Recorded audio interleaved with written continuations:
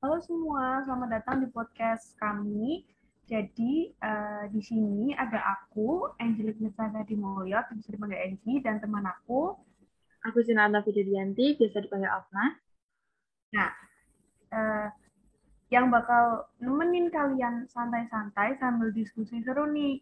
Nah, di podcast kali ini kita tuh bakal membahas atau ngomongin soal apa nih, Nah? Jadi di podcast kita kali ini, kita bakal ngomongin tentang konsep nasionalisme dan persatuan nih. Dan tentunya terkait Pancasila gitu, Ji. Pertama-tama kita perlu tahu nih, apa maksud dari nasionalisme dan persatuan. Nasionalisme dan persatuan itu pastinya hal penting yang harus kita tahu. Terutama kita hidup di negara yang beraneka ragam budaya, ras, golongan, dan agama. Jadi hakikat persatuan terletak pada kesediaan untuk hidup bersama sebagai warga bangsa yang mementingkan masalah bangsa di atas kepentingan individu dan kelompok. Sistem etika yang berlandaskan pada semangat persamaan, solidaritas sosial akan melahirkan kekuatan untuk menghadapi penetrasi nilai yang bersifat memecah belah bangsa. Gitu, Ji. Nah, Ji, sebelum kita mengulas lebih jauh nih, aku mau tanya pendapatmu nih soal menurut kamu apa sih arti dari nasionalisme sama persatuan? Oke, jadi pengertian nasionalisme kalau yang kita taruh ada di layar sekarang tuh ada di uh, infografis ini, jadi kita taruh yang dari KBBI ya. Jadi kalau menurut KBBI bisa dibaca juga, itu tuh nasionalisme tuh suatu paham atau ajaran untuk mencintai bangsa dan negara sendiri. Tapi ada dari beberapa ahli. Kita ambil di dua orang. Contohnya tuh dari Dr. Hertz, itu nasionalisme itu artinya hasrat untuk mencapai kesatuan, hasrat untuk merdeka, hasrat untuk mencapai keaslian, dan hasrat untuk memiliki cita-cita bersama. Lalu ada dari Benedict Anderson, nasionalisme itu adalah sebagai suatu komunitas politik yang dibayangkan dan diimajinasikan sebagai suatu yang terbatas dan juga berdaulat. Kalau pengertian persatuan sama, kita juga ambil dari KBBI yang ada di infografis kita tampilin. Bisa dibaca juga kalau persatuan itu adalah gabungan, ikatan, atau kumpulan dan sebagainya. Beberapa bagian yang sudah bersatu, perserikatan atau serikat. Nah, juga ada dari beberapa ahli itu menyatakan bahwa persatuan mengandung arti bersatunya macam-macam corak yang beragam menjadi satu kebulatan yang utuh dan serasi.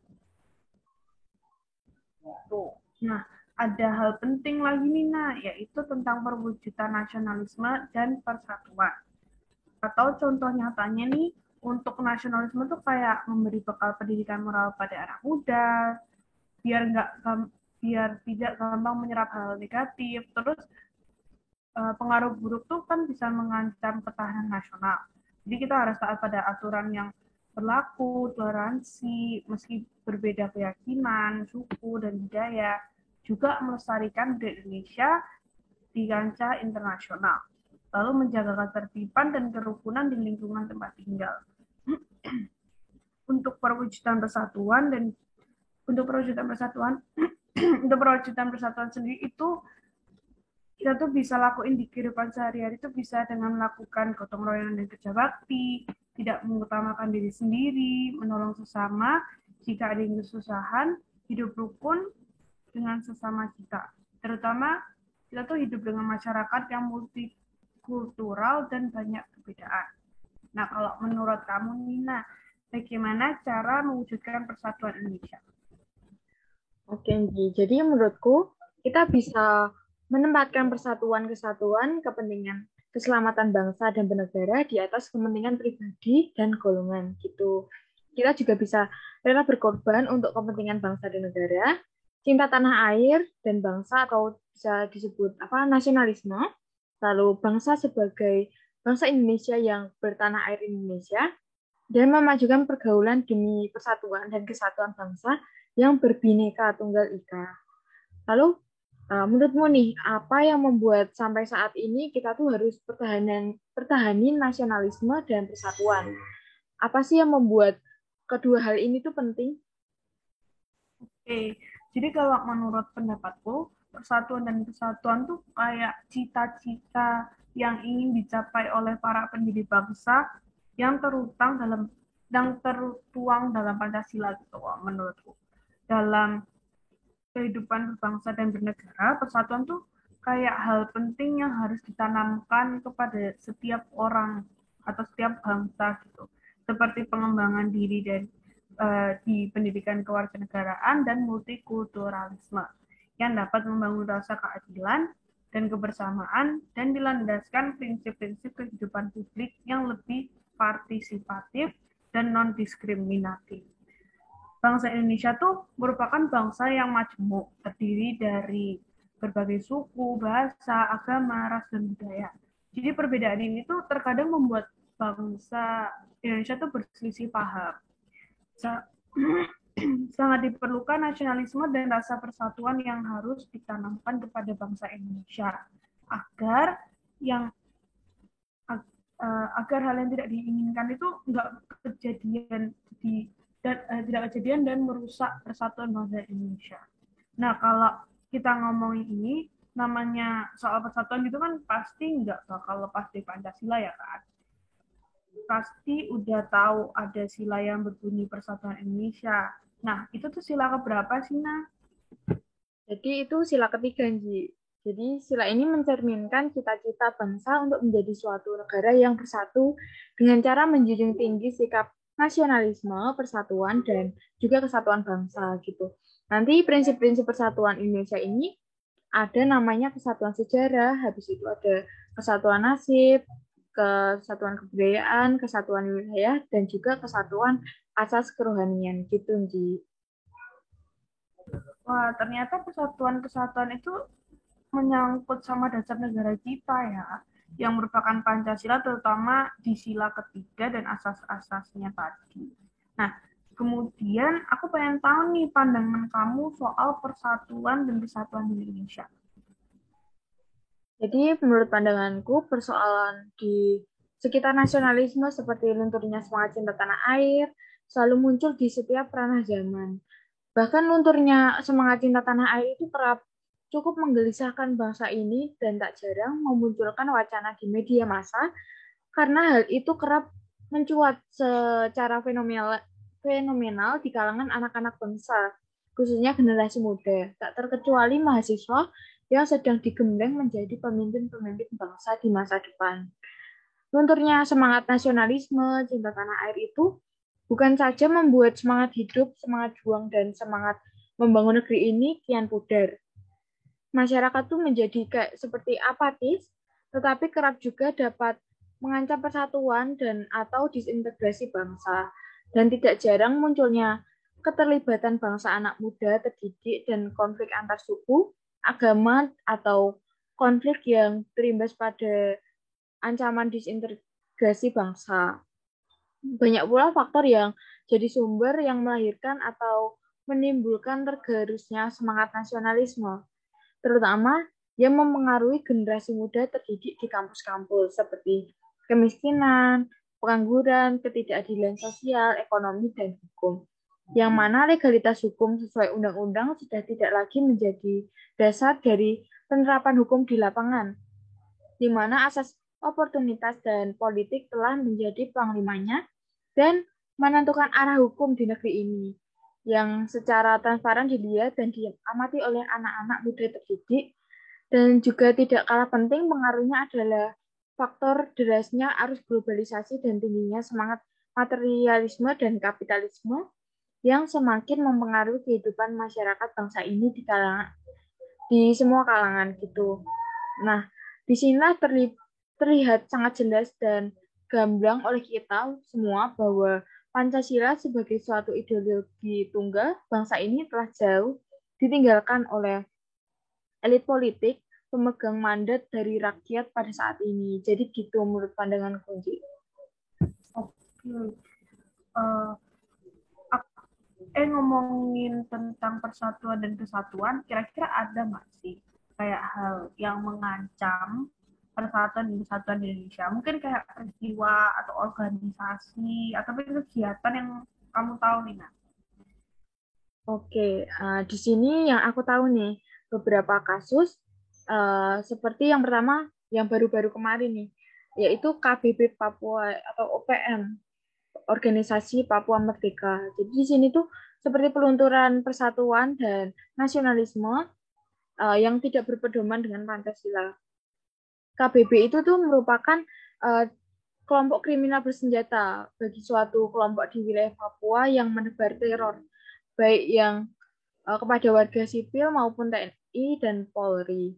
OPM ataupun KBB ini tuh berlangsung selama 58 tahun dan belum bisa dipadamkan, sehingga membuat isu nasionalisme dan konflik etnik di Papua menjadi isu global gitu, Unji. Lalu pemecahan masalahnya itu bisa dengan pendekatan keamanan di Papua perlu diubah sesuai pendekatan keamanan manusia atau human security. Lalu yang kedua, menanamkan nasionalisme terukur, tidak mendua dan setia kepada Pancasila dan undang-undang. Lalu yang ketiga, tidak etnosentris maupun kolusi dan nepotisme untuk kepentingan etnis atau suku dan kelompoknya sendiri.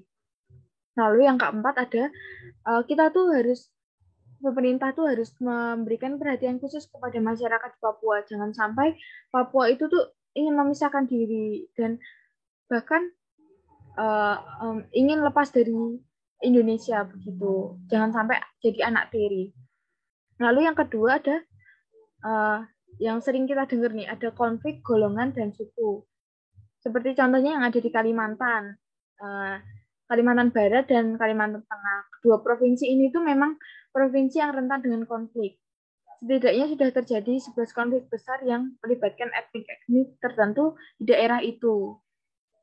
Konflik antar suku ini tuh banyak diakibatkan oleh perbedaan pendapat atau karena perbedaan ras, suku, agama, dan golongan.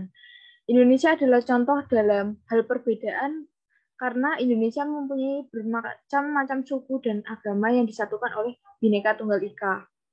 Jadi untuk masalah yang tadi, untuk yang Kalimantan, konflik antar suku dan golongan itu bisa dipecahkan dengan ketika konflik terjadi, khususnya dalam konflik suku, para kepala daerah itu seharusnya itu lebih cepat untuk menanggulangi konflik ini dan mencari solusi untuk kepentingan bersama, bukan kepentingan kelompok tertentu, sehingga tidak terjadi hal yang tidak diinginkan dan menghindari adu domba yang dilakukan oleh kelompok tertentu yang terkadang mempunyai kepentingan.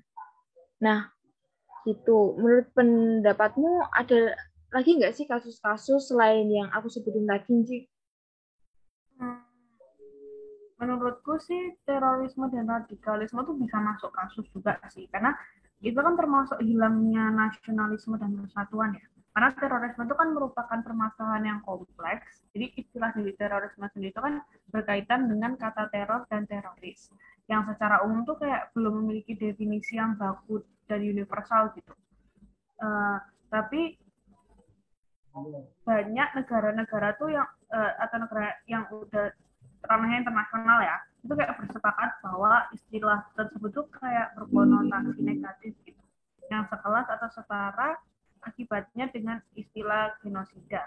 Nah, kalau contoh kasus terorisme dan radikalisme sendiri yang pernah terjadi di Indonesia tuh contohnya kayak bom bunuh diri di depan gereja Katedral Makassar di Sulawesi Selatan.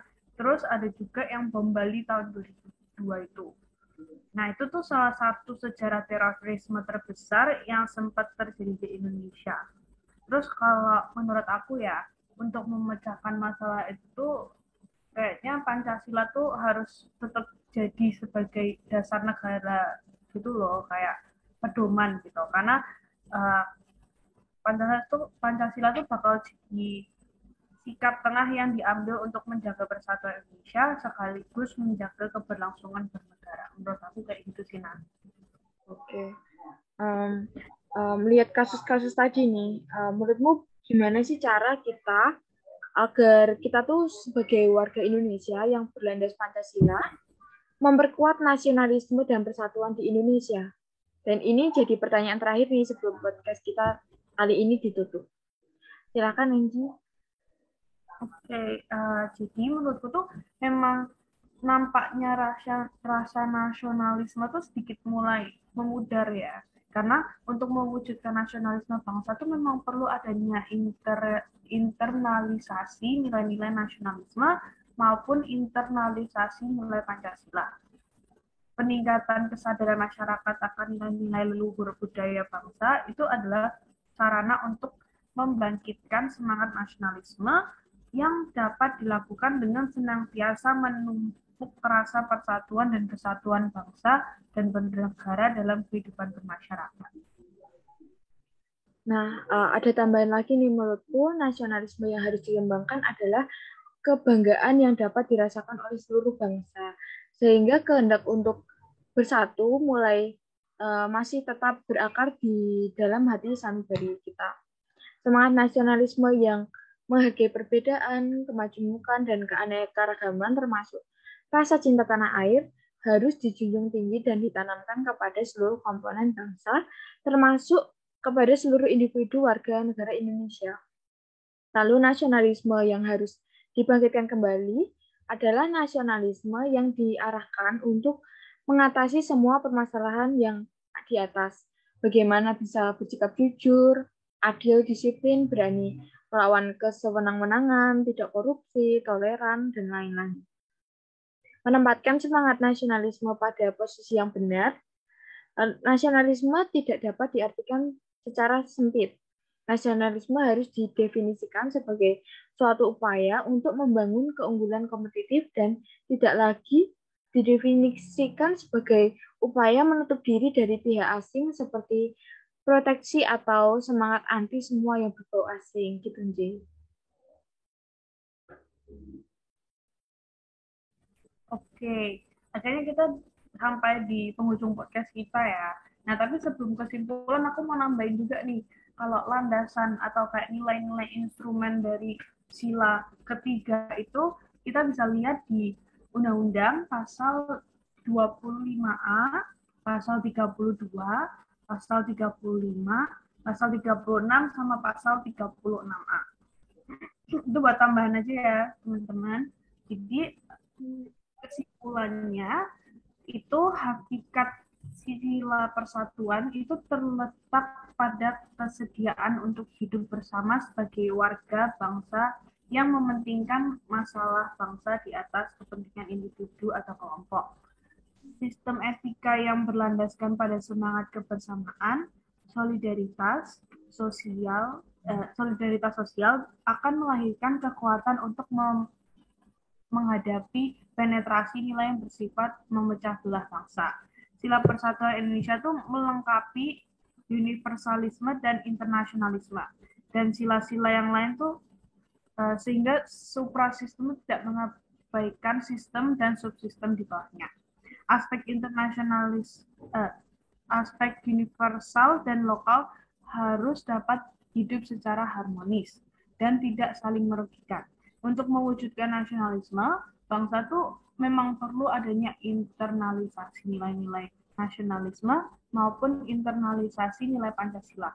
Peningkatan kesadaran masyarakat akan nilai-nilai luhur budaya bangsa adalah sarana untuk membangkitkan semangat nasionalisme yang dapat dilakukan dengan senantiasa memupuk rasa persatuan dan kesatuan bangsa dan bernegara dalam kehidupan masyarakat.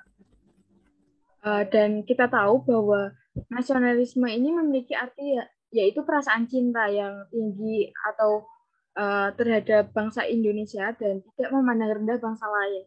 Sedangkan persatuan Indonesia diambil dari kata satu, yang sebagai persatuan bangsa atau negara yang menduduki wilayah Indonesia.